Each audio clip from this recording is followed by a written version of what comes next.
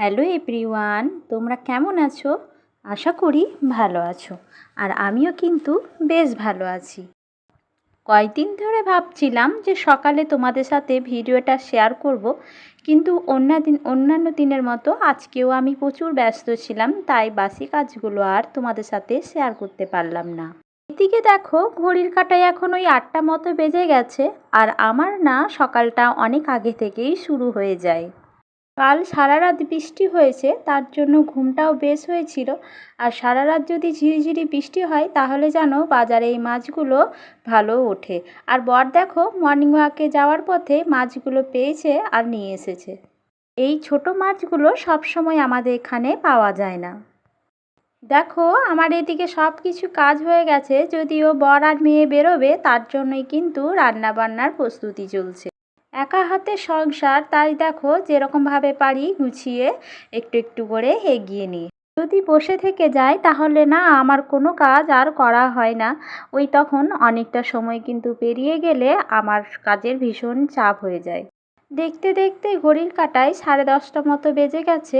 এদিকে বর আর মেয়ের খাওয়া হয়ে গেছে। যদিও আজকে মেয়ে একটু ভাত খাওয়ার ইচ্ছাই ছিল না, তার জন্য দেখো একটু ভাত নষ্ট করে ফেলেছে। আর আমি তো তোমাদের আগেই বলেছি আমার ভাত নষ্ট করা একেবারেই পছন্দ হয় না। তাই দেখো সব গুছিয়ে নিলাম, বাকিটা কুকুরে মুখে দিয়ে দেব, আর বাসনগুলো আমি ধুয়ে নেব। এদিকে 10:30 পৌনে 11টা বেজে গেল, কিন্তু আমার এখনও টিফিন করা হয়নি।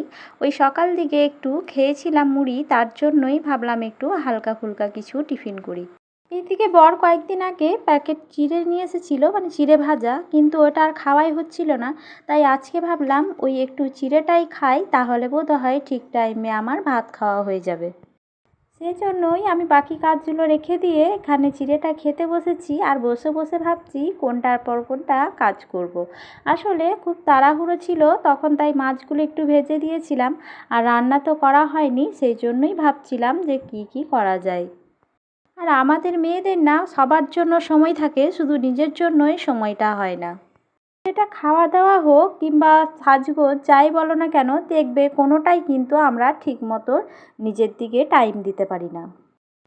পরে যখন দেখি সত্যি আমার কিন্তু আজকে সারাদিন মাথা আঁচড়ানোই হয়নি, কিংবা হয়তো দেখা যায় ভালো করে আজকে খাওয়া দাওয়াটাই ঠিক করে হয়নি। আর প্রতিদিনই ভাবি কাল থেকে নিজের যত্ন করব, নিজের খেয়াল রাখবো, কিন্তু কি করব, আর এই কাজের চাপে নিজের খেয়ালটুকুই আর রাখতে পারি না। আমি যখন অন্যদের ভিডিও দেখি কি সুন্দর ওরা পরিপাটি করে থাকে, দেখে মনে হয় আমিও হয়তো পারবো। কিন্তু বিশ্বাস করবে না, একটা ক্যামেরার পিছনে হয়তো তাদেরও অনেক গল্প থাকে। আমরা সবসময় ক্যামেরার সামনে ভালো দিকটাই দেখি, তাই হয়তো ভালোই মনে করি। কিন্তু কি বলো তো, প্রত্যেকটা মানুষের ব্যাকগ্রাউন্ড নানান রকম হতে পারে।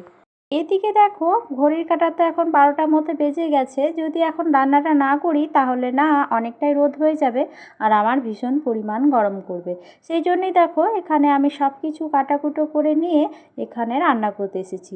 আর প্রথমেই কিন্তু আমি শিলপাটায় মশলাটা বেটে নিয়েছি। তোমরা অনেকেই জানো আমার মিক্সি গ্রাইন্ডার থাকতেও আমি কিন্তু শিলপাটায় মশলা করতে একটু বেশিই ভালোবাসি। অল্প একটু মশলা, সেটা না মিক্সি জারে ভালো করে হয় না, সেই জন্যই এই শিলের মধ্যে বেটে নিলে খাবারটার স্বাদও ভালো থাকে, আর এর পুষ্টিগত মানে মানটাও ভালো থাকে। এদিকে মশলাটা বেটে নিচ্ছি, তারপরেই না রান্না করব। আর জানো, এই মাছে যদি বাটা মশলা দেওয়া হয় তাহলে রান্নার টেস্টটা না আরও বেশি ভালো হয়। মাছেই না আরও অনেক কিছুই আছে যেখানে বাটা মশলা ইউজ হয়, সেটাই কিন্তু খেতে ভালো হয়। আর আমাদের না, আমার বর মেয়ে সবাই কিন্তু গুঁড়ো মশলা আর বাটা মশলা পার্থক্যটা না বুঝতে পারে। আমি প্যাকেট মশলা এনে রাখি, যখন যেটা আমার হাতের কাছে মানে সুবিধা হয় তখন সেটা ব্যবহার করি। এই যেমন এখন সময় রয়েছে তার জন্যই কিন্তু মশলাটা বেটে নিলাম, আবার যখন খুব চাপ থাকে তখন ওই গুঁড়ো মশলা দিয়েই কাজটা চালিয়ে নিই। অনেকেই এই ছোটো মাছগুলো ভেজে তারপর রান্না করে, আবার কেউ কেউ কাঁচা করে। আসলে আমি এরকমভাবে কাঁচা করে থাকি, আর এই রান্নাটা খেতে আমার বর একটু বেশিই ভালোবাসে। আসলে ছোট মাছ আমার খুব একটা প্রিয় নয়, আমার মেয়েরও না, কিন্তু আমার বরের ভীষণ পরিমাণে প্রিয়।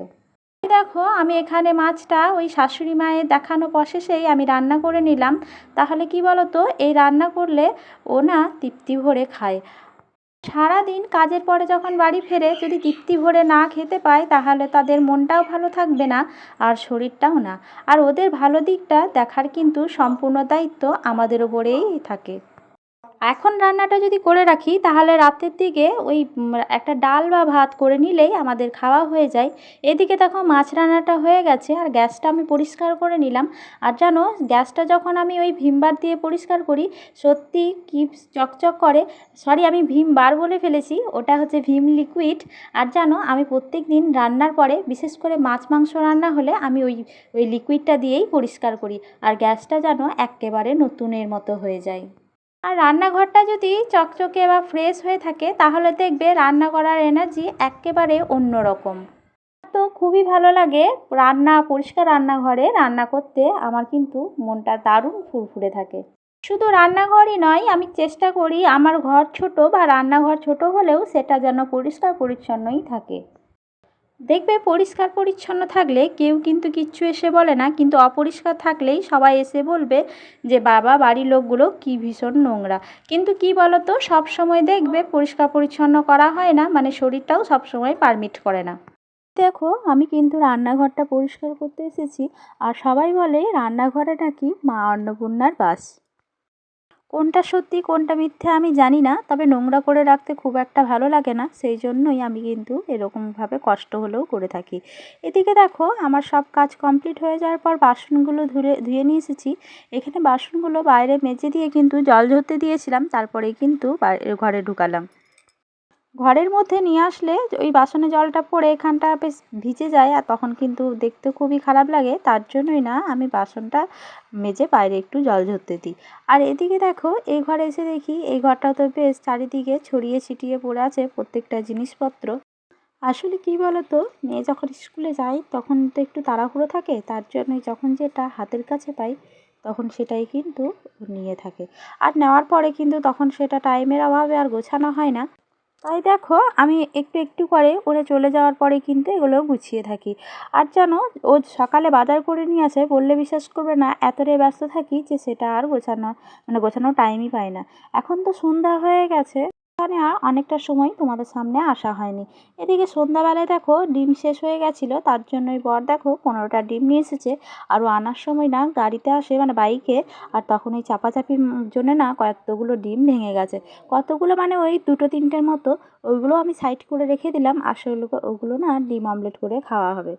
বর এসে বললো তার খিদে পেয়েছে, তার জন্যই দেখো আমি একটু আলু ভেজে রেখেছিলাম। আর আলু ভাজা দিয়েই সন্ধ্যাবেলায় কিন্তু আমাদের মুড়ি খাওয়া হয়ে যাবে। আলু ভাজা দিয়ে মুড়ি খেতে আমার বেশ ভালোই লাগে, সঙ্গে যদি একটু চা হয় তাহলে কিন্তু আরও ভালো জমে যায়। এদিকে তিনজনেই মুড়ি খেতে বসে গেছি, আসলে মেয়েকে পড়তে বসাতে হবে তার জন্যই কিন্তু এখন মুড়ি খাওয়া চলছে। আর আজকে মেয়ে মুড়ি দেখে কিন্তু আর দুধটা বিকালে খায়নি, বলছে আমি আজকে দুধ খাবো না। আসলে মাঝে মাঝে এই দুধ খাওয়া থেকে একটু বিরতি নেয়।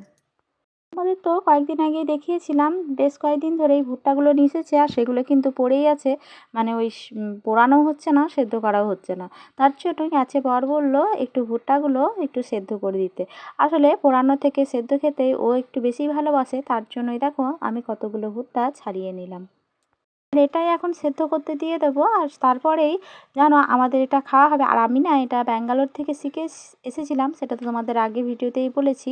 আর ওখানে ওরা ওটা মাকাই বলছিল আর ওরা না খুব তৃপ্তি ভরে এগুলো খাচ্ছিল।